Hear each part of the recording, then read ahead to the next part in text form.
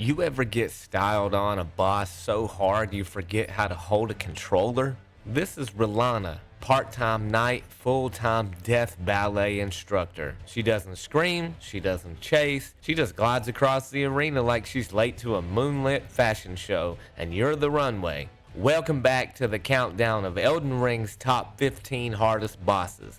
Today's entry, a masterclass in elegant annihilation.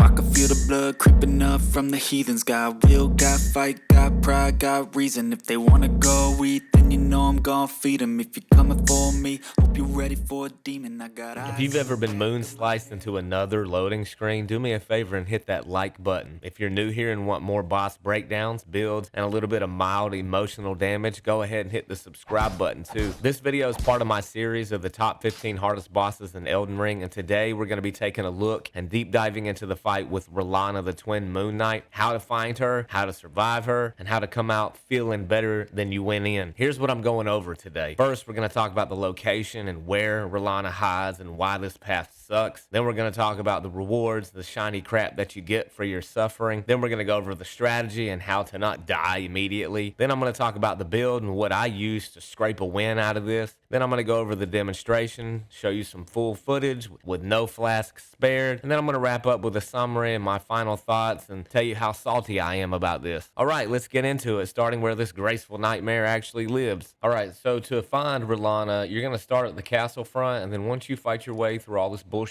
right here, you're going to land yourself over here in Hogwarts Castle, and it's going to be called the Castle Lord's Chamber. And once you do finally make it over here, you're just going to go up this right-hand side set of stairs right here and go on through that door right there. That way Rellana can remind you that you are not as good as you thought you were. Yay, so now you beat Rellana. What do you get? So first you get her Remembrance. That gets you the choice between her twin moon swords, which clearly wasn't enough to beat you to death with, or you get to get her Moonblade Sorcery, which is basically a magical nuke. Also, you get to get up and take a walk and take a breath and get that dopamine hit that you were looking for because you finally beat her. So Rellana doesn't believe in warm-ups, and as soon as you get into this arena, she is hurling stuff at you and in your face like it's dodgeball practice. You could practically call this strategy Spam and Scram 2.0 because that's basically what the overall gist is going to be for this strategy. So I'm going to give you a few tips on how to survive, and then I'm going to move into the demonstration and show you how to do this. So if you're insistent on fighting her one-on-one, the best thing you can do is stay behind her. Do not stand in front of her. Do not land next to her, because either of those two positions, she will hit you and take massive chunks of your life away. When it comes to life, also, let me put this into perspective for you. Her HP, her total HP is 29,723. Remember that number. Radagon's HP and the Elden Beast HP combined was a total of 35,466 combined. So that tells you how much HP Rellana has. She is not a joke. She will kill you. I say that to say this. In some boss battles, it's up to the player's discretion where you use an NPC or not. Yes, you could still do this without an NPC, but my first tip that I'm going to give you is an NPC is absolutely required, and they actually give you one by default right at the door as soon as you go in here, so it's highly encouraged that you use NPCs. The reason being is because as soon as you get in here and she starts putting all that pressure on you, you want that pressure to go to that NPC, and you want to get behind her and start doing some damage to her. That is the best approach with dealing with Rellana. Now, when you want to know about ailments and stuff like that, which ones are best. The best ones to use against her are poison, scarlet rot, and sleep. Blood loss and frost are usable, but they are not really preferred, and death, blight, and madness are basically useless here. Now, when it comes to her damage resistance, she is a magic type build, so that is going to be her highest resistance. Do not use magic when you go in here. Your best bet for this is to use a pierce or a lightning type build. That's going to do the most damage to her. Just like every other boss, she has 2 phases, if you're lucky enough to even make it to phase 2. But phase 1, you're basically going to see 4 different types, and they're all like sorcery type techniques. You're going to see Glint Blade Phalanx, Glint Blade Belt, which is basically the same thing except around her waist, fires faster and has better tracking on you, you're going to see Glintstone Arc, or you're going to see Carrion Sweep. So the Arc is easy. You just jump out of the way. The Carrion Sweep, she just raises her sword up, pauses for a few seconds while powering it up, then tries to hit you. You just dodge to the right, and then when she goes with her follow-up sweep attack, you just jump over it. All of them are basically just dodge or jump for this fight. With her phase 2, that's when she kind of raises up into the air, and you see her, light one sword on fire, and she's got 2 different attacks she's using on you, magic and fire. Then also in phase 2, you're going to see the Rellana's twin moon, which is basically a magical nuke, and you see 2 moons. So you just want to be mindful of the timing, and basically as she drops a moon, you're going to jump. She'll drop a second moon and jump again, and then when she slams on the ground, you're going to jump a 3rd time. So jump,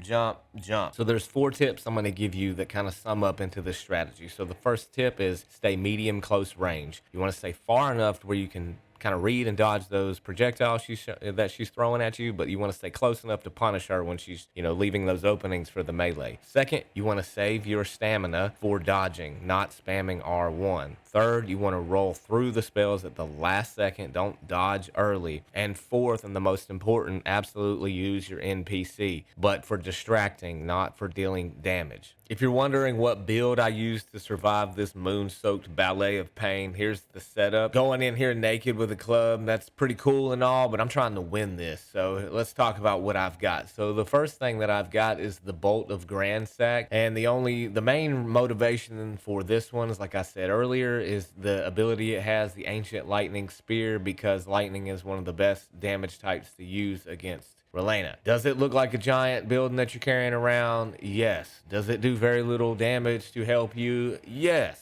But it gets the job done. The next thing that I've got, like I always do for my spells and incantation, or basically just my incantations, is the Finger Seal. Again, nothing special there. For the armor set, same thing. There is no rhyme or reason for picking this. I just thought that, hey, if I'm going to die 17 times, I want to look like a medieval assassin while I'm doing it. So that's why I've got the Knight's Cavalry set here. There's probably a better choice. If I was trying to be more strategic about this, then I probably would have went with something with more magic resistance, but this is what I've got. So when it comes to my talismans, these middle 2 here are essentially for what I mentioned earlier for the scram part of my technique. So this 2-headed turtle talisman for that stamina, and then this Spelldrake talisman 3 to negate some of that magic damage. These 2, the Shard of Alexander and the Lightning Scorpion Charm, are for the spam part of my strategy. For my Flask of Wondrous Physique, same thing. Lightning Shrouded Cracked Tear and Thorny Cracked Tear, both for damage. The last thing I'm going to show you for the build is the specific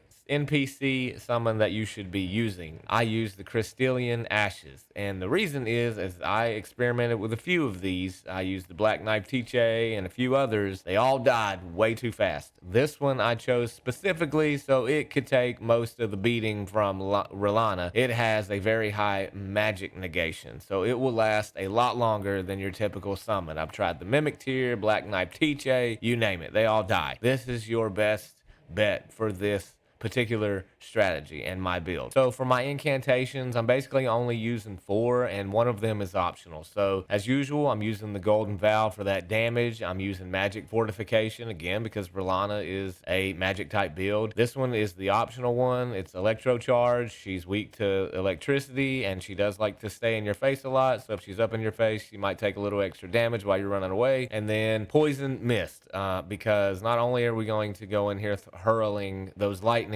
bolts, I'm also going to try and poison her in addition to having the NPCs try and wear her down as well. So that's why this one is on here, since that is one of the most efficient ailments I can do to her, and because she has so much HP, I want to help wear some of that down. All right, now that I've told you how to win, it's time to prove that I kind of know what I'm doing, and I'm either going to go in here and flawlessly execute this plan, or I'm going to die in the process. So like I was saying earlier, here's the one that you can summon right away by default. So we're going to go ahead and summon her. We're going to drink our flask. We are going to go ahead and hit Magic Fortification. Go ahead and hit Electro Charge. I'm going to give me and my summons a boost. I'm going to refill my... Actually, I'm going to wait on that for a second. We're going to go in here. She's immediately going to get in our face. I'm going to summon my summons. Replenish my stuff. And now we're gonna practice our dodging that we talked about, because she is already on me. She is still looking at me. And there goes those. Now I'm gonna come over here while she's fighting them and try and get her poisoned. And now I'm just gonna focus on hitting her with these. Indeed, she is poisoned.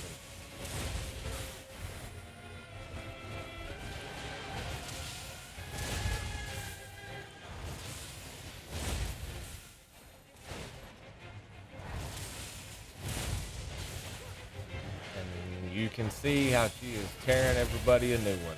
And I'm sort of at a medium distance right now. Well, really, this is more like a far distance. And there goes the carrion. Oh, I didn't jump like I told you to do. Don't do like I did.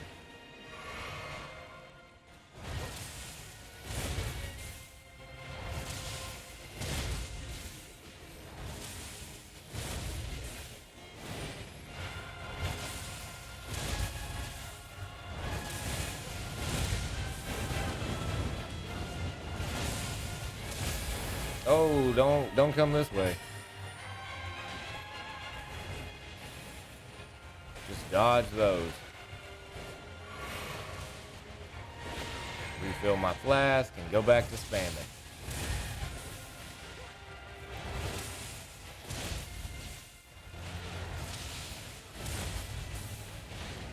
And as you can see, one of my NPCs is already halfway dead.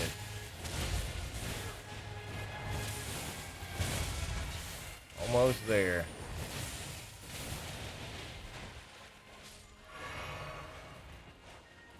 And now we finally killed this annoying I'm better than you Twin Moon Knight.